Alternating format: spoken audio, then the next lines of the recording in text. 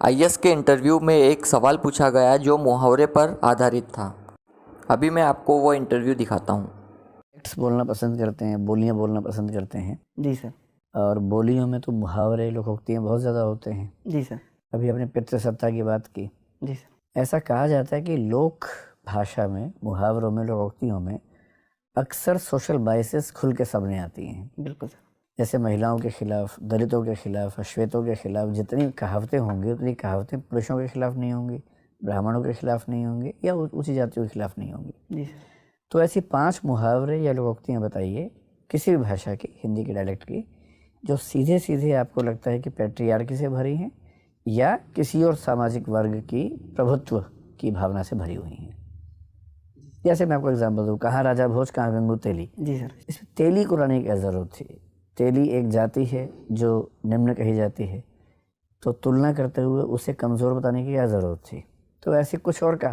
अभी आपने क्लिप देखी जिसमें डॉक्टर विकास दिव्यकीर्ति जो प्रबंधक निर्देशक है दृष्टि समूह के, उन्होंने एक सवाल किया। डॉक्टर साहब को ये लगता है कि ये मुहावरे ब्राह्मण या किसी ऊंची समाज के लिए लागू नहीं होते, मतलब उनके लिए नहीं बनते।